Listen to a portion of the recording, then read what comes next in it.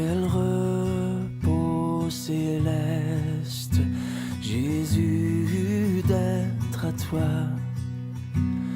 toi pour la mort et la vie. Dans les jours mauvais, de chanter avec foi, tout est bien, ma paix est infinie. Quel repos, quel repos,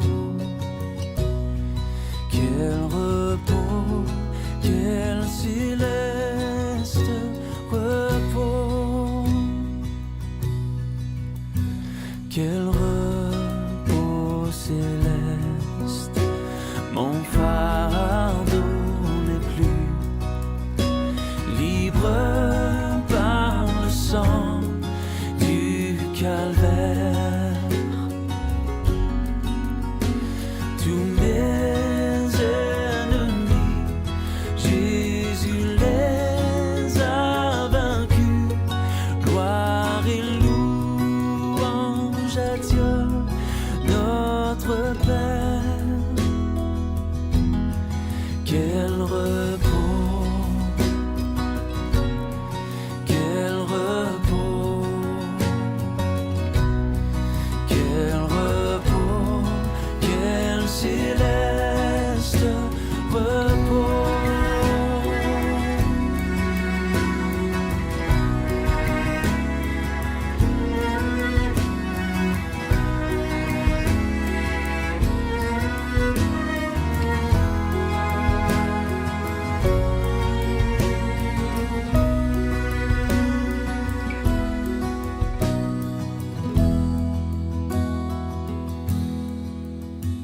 Quel repos céleste qu'enfin, Seigneur, auprès de toi j'aurai ma place.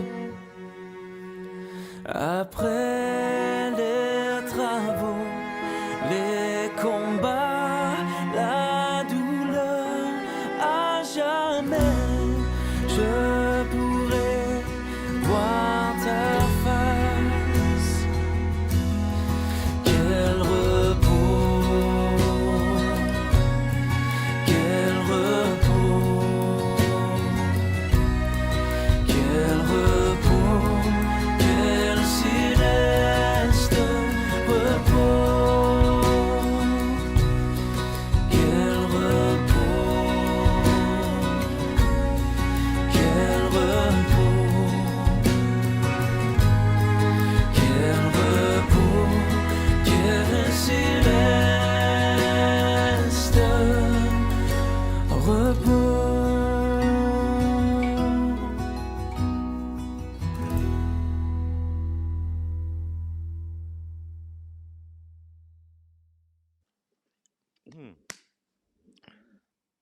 Bonjour. Jésus, le vrai repos.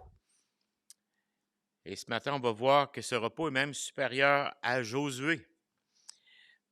Vous me dites pourquoi Josué? On va comprendre dans quelques instants. On est toujours dans notre série dans l'Épître aux Hébreux. Et cette série qui s'intitule « Jésus est plus que tout ». Lorsqu'on entend le mot « repos », j'ai dit Jésus, le vrai repos, quelle pensée vous vient à l'esprit? Bon, je vais répondre un peu à votre place parce que sinon, en ligne, on ne comprendra pas la réponse. Mais il y a plusieurs réponses qui peuvent venir à notre esprit. Par exemple, une heureuse sieste l'après-midi, hein, comme le dimanche après-midi. Ça peut être une bonne période de repos. Ça peut être le sommeil réparateur d'une nuit de sommeil, d'une bonne nuit. Hein? Ça peut être des vacances. Le repos, c'est les vacances. C'est aussi peut-être ne pas faire d'efforts, avoir rien de planifié, puis pas se casser la tête, absence d'horaire, un cœur tranquillisé. Les possibilités sont nombreuses lorsqu'on pense au mot repos. Mais dans la parole de Dieu, je dis, dans la parole de Dieu, la notion de repos est un peu plus profonde. Un des chapitres qui développe justement cette réalité du repos, c'est celui qu'on retrouve au chapitre 4 d'Hébreux, du livre d'Hébreux qu'on est en train d'étudier ensemble. Puisque Jésus est plus que tout, puisqu'il est supérieur aux anges, qu'il est l'auteur de la création, qu'il est notre divin frère, notre grand prêtre, notre rédempteur, notre prêtre justement par excellence, et qu'il est lui-même supérieur aux plus grands personnages qui ont marché sur cette terre. Et dans le contexte d'Hébreu, on avait vu la semaine passée qu'il était supérieur à, à Moïse, mais cette semaine, on va voir qu'il est supérieur encore à Josué. Mais de quel repos peut-il parler? De quel repos peut-il promettre? Le texte de ce matin nous montre aussi comment un thème comme celui du repos suit une trajectoire dans l'Écriture. C'est-à-dire qu'on a un exemple du repos dans le passé qui, jusqu'à ce qu'il y ait une finalité à ce repos. Et c'est comme si le thème du repos suit une trajectoire dans les Écritures. Il y a plusieurs choses comme ça. Par exemple, la sainteté, des thèmes qu'on entend parler au début de la Bible. Puis tout le long, la Bible développe ce thème-là. Puis on en vient qu'à la fin, on comprend la totalité, qu'est-ce que ça veut dire. Mais le repos, il suit une trajectoire on retrouve dans l'Écriture. Puis ça fait partie du plan rédempteur de Dieu, de son salut. Et c'est ce qu'on va regarder ce matin. Et concernant ce repos, on va voir dans notre texte d'aujourd'hui trois, parce que c'est Hébreux 4, mais trois grandes vérités qu'on peut ressortir au travers de ce texte-là. Et on va tout de suite aller vers la première qu'on retrouve dans les premiers versets du chapitre 4. On va lire les versets 1 à 5. Ça nous dit que par la foi en Christ, nous sommes entrés dans le repos de Dieu. Tournez avec moi dans Hébreux chapitre 4. On va lire 1 à 5 pour commencer ce matin. Craignons donc, tandis que la promesse d'entrer dans son repos subsiste encore, qu'aucun de vous ne paraisse être venu trop tard. Car cette bonne nouvelle nous a été annoncée aussi bien qu'à eux, mais la parole qui leur fut annoncée ne leur servit de rien, parce qu'elle ne trouva pas la foi chez ceux qui l'entendirent. Pour nous qui avons cru, nous entrons dans le repos. Selon qu'il est dit, je jurai dans ma colère, ils n'entreront pas dans mon repos. Il dit cela, quoique ses œuvres aient été achevées depuis la création du monde, car il a parlé quelque part ainsi du septième jour, et Dieu se reposa de toutes ses œuvres le septième jour. Et encore ici, ils n'entreront pas dans mon repos. Seigneur, au travers de ces quelques passages, on veut comprendre justement cette promesse d'un repos, ce à quoi tu nous appelles. Puis on veut, Seigneur, bien saisir le pourquoi et le comment. Le pourquoi tu nous offres ça, mais comment on peut y goûter présentement. Et au travers de ces passages, Seigneur, qu'on puisse bien saisir cette vérité. Et dans le bon nom de Jésus-Christ qu'on t'en prie. Amen. Le craignons donc, ça commence comme ça, craignons donc au partir du verset 1, ça nous ramène justement au chapitre 3, où il nous montre l'importance qu'on doit de se garder de l'endurcissement de notre cœur. On avait parlé de ça la semaine passée, que notre cœur s'endurcissait, il y avait un danger de s'endurcir, il y avait un danger aussi de tomber incrédule, et par le fait même, il y avait un danger d'arrêter de persévérer. La semaine passée, on avait parlé de la persévérance, que c'était un signe que Dieu travaillait en nous. C'était un signe qu'on appartenait à la famille de Dieu, que Jésus voulait nous appeler ses frères. Et la persévérance était un signe qu'on faisait partie de cette famille-là.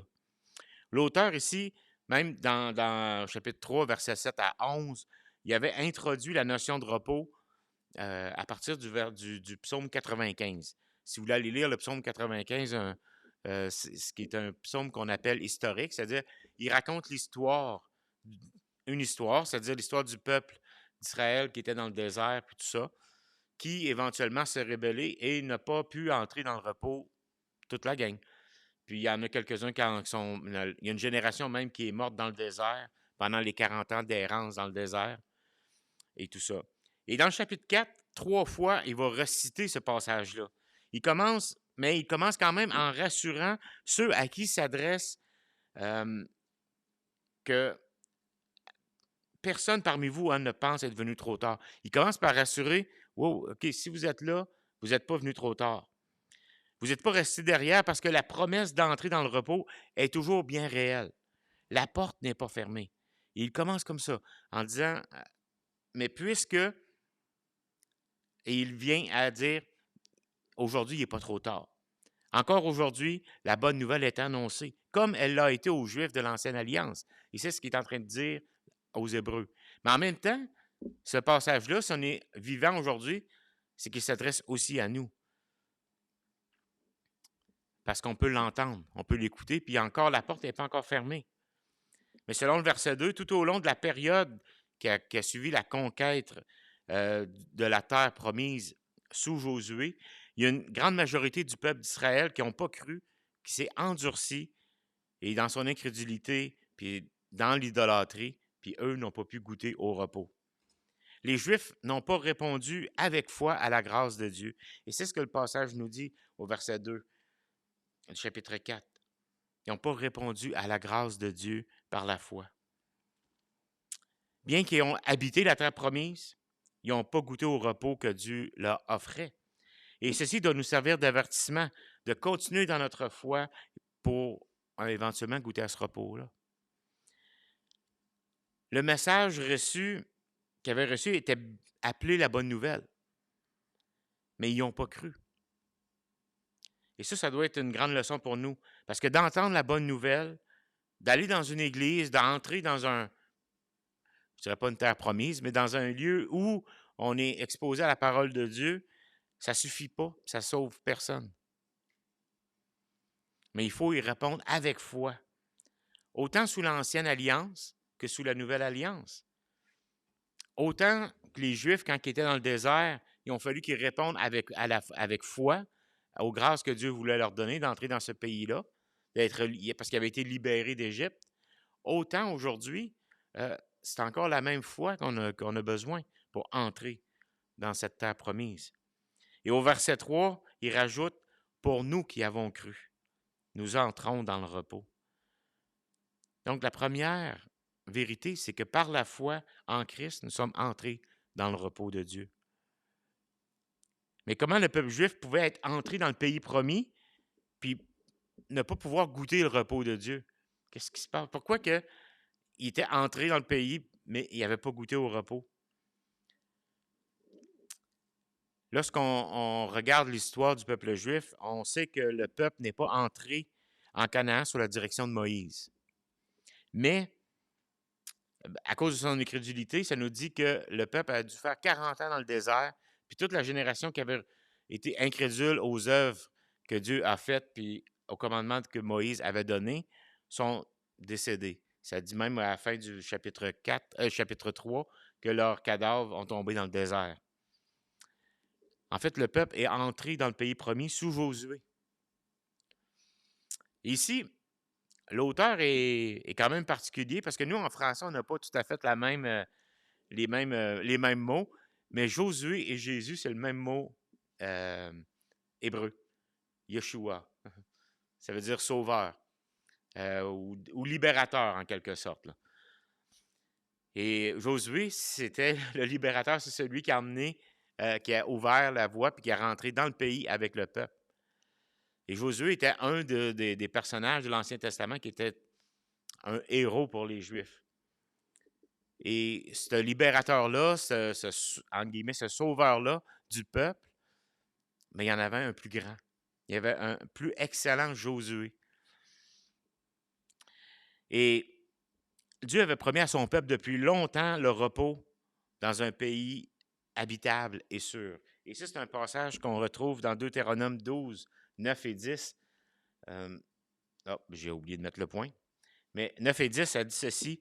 « Mais vous passerez le Jourdain et vous habiterez dans le pays dont l'Éternel, votre Dieu, vous fait hériter.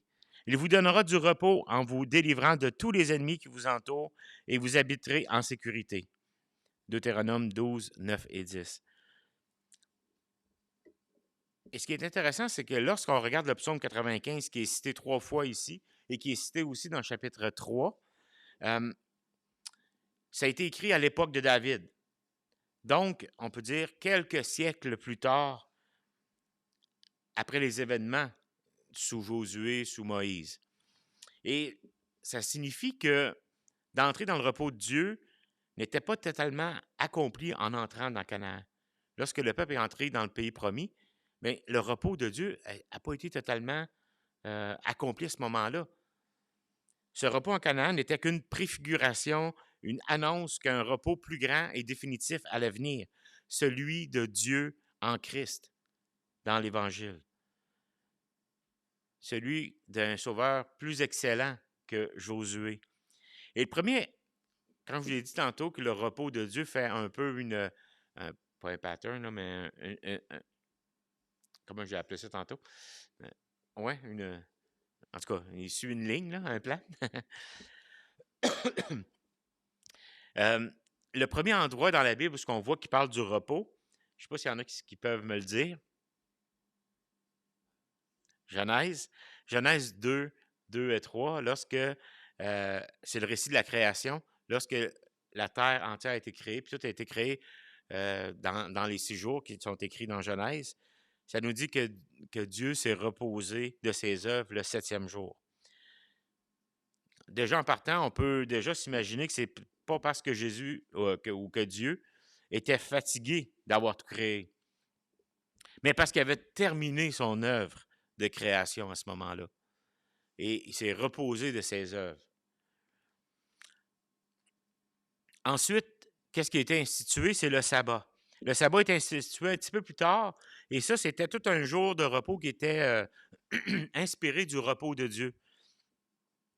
Et quand Dieu s'était reposé après sa création, mais le peuple devait observer, lui, un jour de repos dans la semaine pour toutes les œuvres qu'il avait faites durant la semaine, ses œuvres, planter ses jardins, en tout cas, tout fait ce qu'il avait à faire. Mais il devait prendre une journée pour se reposer, mais en même temps se souvenir que Dieu, lui, a tout fait en une semaine, en 6 jours, mais la 7e journée était réservée pour Dieu. Et c'était un signe de l'alliance entre Dieu et les hommes. Et si on regarde les 10 commandements, mais c'est le 4e commandement, l'observation du sabbat. On commence à voir justement cette trajectoire que je parlais, un développement du repos, en quelque sorte. Dieu se repose de ses œuvres une fois sa création complétée. Mais ce qui arrive, c'est qu'il vient aussi la faillite d'entrer dans la terre promise avec le repos sous Moïse. Parce que le peuple s'est rébellé, puis il n'est pas entré. Mais il y a eu l'entrée sous Josué, qui a eu cette promesse d'un repos, puis elle est poursuivie, cette promesse-là, dans Psaume 95, avec David, à l'époque de David, par l'auteur justement du Psaume 95. Puis ensuite, dans Hébreux 4, il en parle encore de ce repos-là. Mais où l'auteur de l'Épître aux Hébreux veut-il en venir? Et c'est la deuxième vérité qu'on va voir, c'est à partir des versets 6 à 11. Et ça va nous éclairer un peu plus sur ce repos. Et si on lit à partir du verset 6, dans Hébreu, il dit « Or, puisqu'il est encore réservé à quelques-uns d'y entrer, et que ceux à qui d'abord la promesse a été faite n'y sont pas entrés à cause de leur désobéissance, Dieu fixe de nouveau un jour, aujourd'hui, en disant dans David, bien longtemps après, comme il l'avait dit plus haut, aujourd'hui, si vous endurcissez sa voix, n'endurcissez pas vos cœurs. » En disant dans David, ce qu'il est en train de dire, c'est qu'il reprend les versets du psaume 95. Car si Josué leur avait donné le repos, Dieu ne parlerait pas après cela d'un autre jour. Autrement dit, si le peuple était rentré sous Josué, puis il y avait eu le repos comme le repos définitif, ben, il ne parlerait pas d'un autre jour. Il y a donc un jour de repos, de sabbat, réservé au peuple de Dieu. Car celui qui entre dans le repos de Dieu se repose de ses œuvres, comme Dieu s'est reposé des siennes. Et je vais lire le 11 aussi. « Empressons-nous donc d'entrer dans ce repos, afin que personne ne tombe en donnant le même exemple de désobéissance. » Le repos en Jésus, c'est aujourd'hui et il est supérieur à celui offert par Josué. Excusez-moi, on dirait que ma voix s'en va. Mais mon taux de sucre est beau. Puisque plusieurs ne sont pas entrés justement dans ce repos en raison de leur incrédulité face à la grâce de Dieu, Dieu fixe de nouveau un jour. Et ce jour est désormais appelé aujourd'hui, comme le dit dans Psaume 95. Autrement dit, sous la loi, sous Moïse et sous Josué, le repos ne pouvait être atteint. Parce que la loi ne permet pas de se reposer de nos œuvres.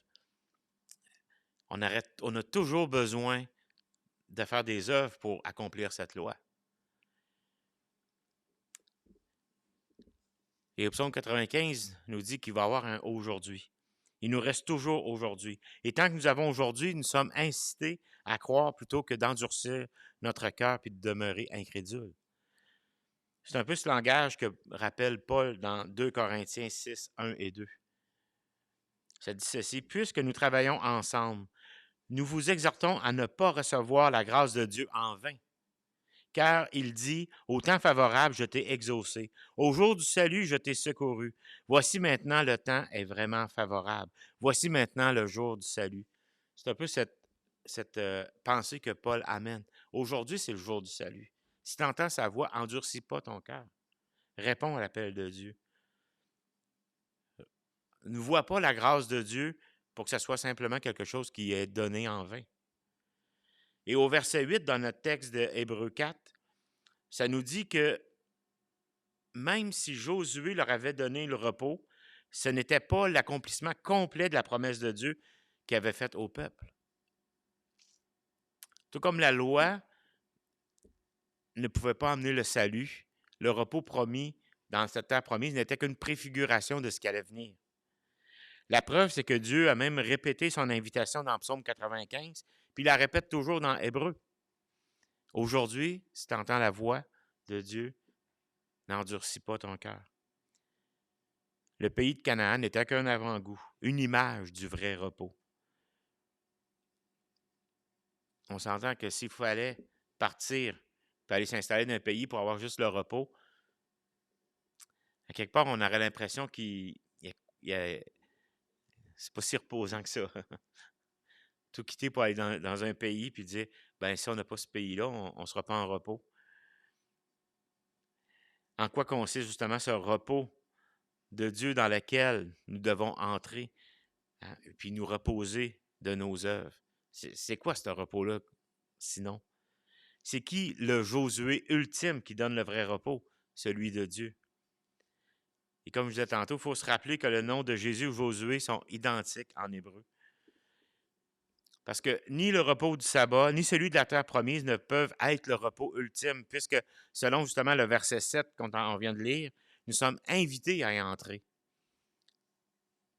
Nous sommes invités à rentrer dans le repos. Notre repos suprême, c'est l'évangile de Christ qui nous permet de nous reposer en lui, de nous reposer de nos œuvres. Et je vais l'expliquer un peu plus tantôt, c'est quoi se reposer de nos œuvres. Le vrai repos ne peut se trouver qu'en notre Créateur, qu'en Jésus, qu'en Dieu le Fils. Nous n'avons pas à gagner notre ciel par des bonnes œuvres ou essayer de se penser plus juste, mais c'est seulement le salut par la foi qui donne le vrai repos. Le repos du fardeau de vouloir gagner le salut par nos bonnes œuvres. Et c'est ça le repos de nos œuvres, se reposer de nos œuvres. C'est qu'on n'a plus ce fardeau de devoir faire des bonnes actions pour être sauvé, mais de mettre notre foi en Dieu. C'est pourquoi le vrai repos ne peut être qu'en Jésus. Il faut s'empresser d'entrer dans ce repos aujourd'hui. Parce que pour nous, on ne sait pas c'est combien de temps aujourd'hui. Techniquement, si on regarde une montre, aujourd'hui, ça ressemble à un concept qui ressemble à 24 heures.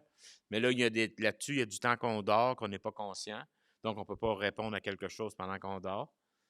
Ça a l'air à ça. Mais en même temps, là, aujourd'hui, c'est-tu juste le présent ou il y a encore un petit peu C'est quand commence le demain? Au lever du soleil ou dans quelques minutes? Hmm? Le aujourd'hui, dans le sens biblique du terme ici, c'est vraiment l'instant présent. Le moment où tu entends la parole de Dieu, où ce que Dieu t'appelle, c'est réponds aujourd'hui. Parce que tu ne sais pas pendant combien de temps que l'aujourd'hui va être actif. Pour éviter de tomber dans même dans un exemple de désobéissance, il faut se confier en Christ, qui lui seul va donner le vrai repos. Et dans ce repos, c'est là qu'on va lire les versets 12 et 13. Dans ce repos, la parole de Dieu pénètre tout et révèle tout. Versets 12 et 13 de notre chapitre 4. Car la parole de Dieu est vivante et efficace, plus tranchante qu'une épée quelconque à deux tranchants, pénétrante jusqu'à partager âme et esprit, jointure et moelle. Elle juge les sentiments et les pensées du cœur. Nulle créature n'est cachée devant lui, mais tout est nu et découvert aux yeux de celui à qui nous devons rendre compte. Peut-être vous posez la question, c'est quoi le lien entre ce qu'on vient de lire, les versets 1 à 11 et les versets 12 à 13 sur la parole de Dieu? C'est quoi le lien? En fait, c'est comme si l'auteur, après son explication de la trajectoire du salut ou du repos, qui nous est présenté à partir du psaume 95, mais qui, lui, résume aussi le repos du peuple, Dieu qui s'est reposé de ses œuvres, le peuple qui, suite à la libération, puis à la loi qui est arrivée, n'a pas pu se reposer parce qu'il demeure incrédule, il demeure infidèle. Mais Dieu lui a quand même permis d'avancer, mais d'accepter qu'il y a un aujourd'hui où le salut sera, ce repos sera parfaitement donné. Il y a tout ce lien-là qui s'en vient. Puis si la parole de Dieu est vivante et efficace, c'est parce que celui qui l'a donné est vivant et efficace. Dieu travaille toujours. D'ailleurs, le chapitre 1 de Jean nous dit, au commencement était la parole, et la parole était avec Dieu, et la parole était Dieu. Et lorsque Hébreu, il reprend ici en disant que la parole de Dieu est vivante et efficace, il ne parle pas simplement d'un livre, il parle de Christ, la parole. C'est lui qui pénètre tout, qui sait tout, qui révèle tout. Comme Dieu est vivant, sa parole est vivante et efficace. Puis Ésaïe 55, 11 nous dit que ainsi en est-il de ma parole qui sort de ma bouche, elle ne retourne pas à moi sans effet, sans avoir exécuté ma volonté et accompli avec succès ce pour quoi je l'ai envoyé. Il y a une analogie entre la parole, entre dire des choses, mais aussi la venue de Christ ici. C'est-à-dire que Christ, il vient, puis ce que Christ est venu faire comme œuvre, ben, elle va porter le résultat que Dieu a voulu qu'elle ait, que Christ ait comme résultat, c'est-à-dire le salut et le repos. La parole de Dieu est comme un scalpel qui tranche, parce que c'est Dieu lui-même, c'est Dieu qui est vivant, c'est Dieu qui travaille. Puis, il révèle ce qui est caché dans mon cœur, dans les moindres parties de mon cœur. Ça nous dit qu'il peut séparer la moelle, jointure, en tout cas, tout ce qui, même des choses qu'on ne voit pas là, à l'œil nu, c'est-à-dire, c'est caché au plus profond de nous. Ça révèle ces choses-là. Qu'il s'agisse de nos pensées, de nos sentiments, nos motifs, il n'y a rien qui est invisible aux yeux de Dieu. Dieu voit ces choses-là. Et c'est pour ça qu'il pouvait même dire, il y en a qui étaient au milieu de nous, mais ils n'étaient pas de nous. Parce que s'ils avaient été parmi de notre gang, en quelque sorte, hein, si je paraphrase, ils seraient restés au milieu de nous. La parole de Dieu nous rend redevables aussi devant notre juge suprême. Ce que Christ a fait à la croix, ça nous rend redevables devant Dieu. C'est Christ lui-même, par son esprit, qui nous avertit de la désobéissance. Il nous avertit aussi que l'incrédulité ne restera pas impunie. Un jour, on va avoir à comparaître devant un juge parfaitement informé de toute notre vie. Peut-être que vous avez déjà entendu cette expression, quand quelqu'un passe proche de la mort, c'est comme si j'avais vu le fil de ma vie passée, le film de ma vie passée, d'un coup sec, puis là, j'ai réalisé que, oh, il faut que je demande pardon à un tel, puis à une telle, puis j'ai fait ci, puis pas correct. Des fois, il y en a que un événement proche de la mort va leur rappeler ça. Mais devant Dieu, toutes ces choses-là que nous, on a cachées ou enfuies, on ne pourra pas le cacher ou l'enfuir. Parce que sa parole, elle a un pouvoir incomparable et inégalé. De la bouche de Jésus, dans Apocalypse 1,16, ça dit qu'il sort une épée aiguë à 2 tranchants. Pas qu'il est... Au début, je pensais à un genre de... quasiment comme un serpent, là, tu sais. Mais en fait, non, ce qu'il est en train de dire, c'est que de Jésus, il est capable, par sa parole, il est capable de trancher toute chose. Il peut discerner toute chose, il voit toute chose parce qu'il connaît toute chose cachée. Tout devient donc à découvert avec la parole de Dieu, puis celui qui l'a inspiré.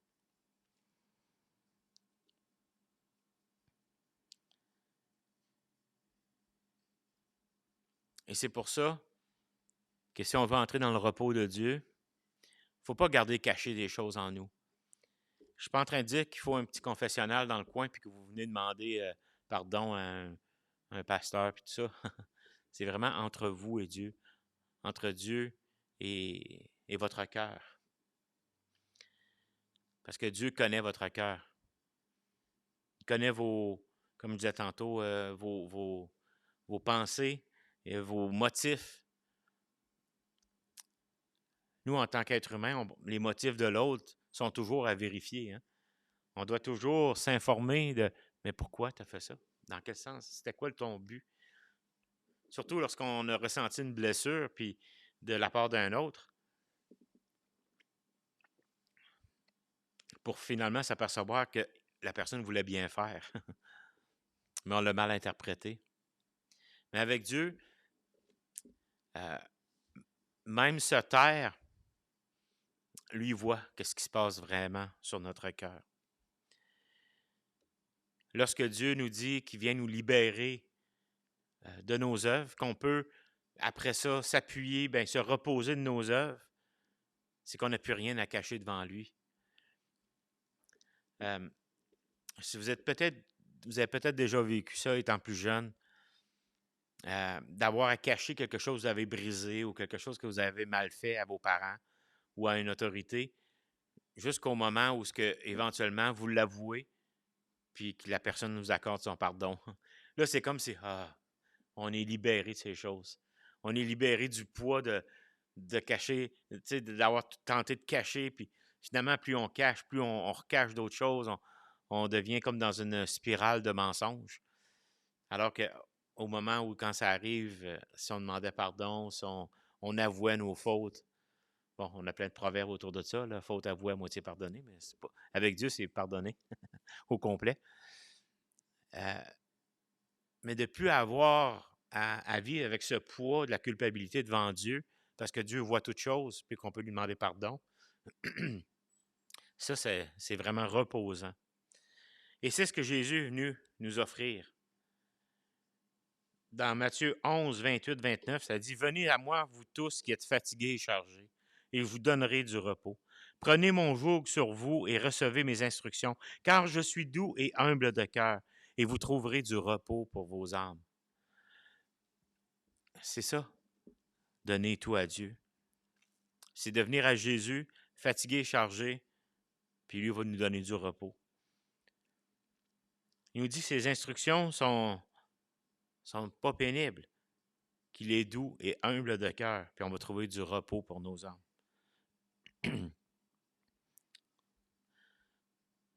Jamais en allant devant Dieu, en lui demandant pardon, en avouant nos fautes, en venant devant lui, puis en lui disant tout ce qui tiraille notre cœur, qui va nous regarder, qui va dire « Je le savais ». Il va toujours nous accueillir avec amour, puis être prêt à nous pardonner. Il faut entrer dans le repos que Dieu nous offre aujourd'hui en la mort de son Fils. son Fils qui est mort et ressuscité. Et comme le dit le verset 1 du chapitre 4, « Craignons donc, tandis que la promesse d'entrer dans le repos subsiste encore. » Il n'est pas trop tard. Ce repos quotidien en lui, c'est-à-dire aujourd'hui, on peut déjà le goûter, va se poursuivre au ciel avec lui dans sa demeure et même dans la demeure qu'il nous a préparée. Le repos dont on peut jouir actuellement en Christ, c'est comme une anticipation du repos définitif qu'on va vivre dans la gloire.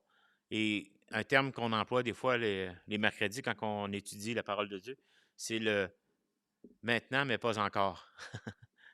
Maintenant, on peut goûter à ce repos, mais il n'est pas encore effectif dans sa totalité parce qu'un jour, on va pouvoir le goûter pour vrai. On ne vivra plus dans cet état où on est condamné avec le péché, où ce que le péché a encore de l'influence sur nos vies, sur nos corps, sur tout ce qu'on peut être, sur notre caractère.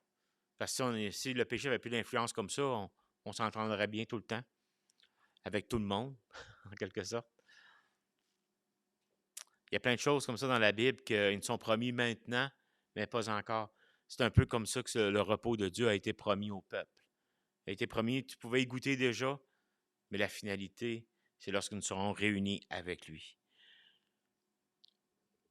Et dans Apocalypse 14-13, ça nous dit « Heureux les morts qui meurent dans le Seigneur dès à présent. Oui, dit l'Esprit, afin qu'ils se reposent de leurs travaux, car leurs œuvres les suivent. » Ils sont morts dans le Seigneur. Ils sont morts dans la foi. Ils sont morts et ils appartenaient au Seigneur parce qu'ils ont cru, parce qu'ils ont mis leur foi en Dieu. Et maintenant, même leurs œuvres les suivent. Apocalypse 14-13. Puissions-nous trouver notre repos en lui cette semaine. Puis dans toutes les activités à la lumière de ces vérités, du fait qu'on a ce repos en Christ, ce repos est encore plus excellent, mais qu'on peut y goûter. Puis aujourd'hui, c'est encore le temps. Si vous n'avez pas goûté à ce repos, ben, je vous invite à inviter justement Jésus à venir vivre en vous, à venir influencer vos vies et à vivre une vie d'influence pour lui. Prions. Oui, Seigneur Dieu, on veut te remercier pour ta présence parmi nous. Merci que c'est un cadeau que tu nous offres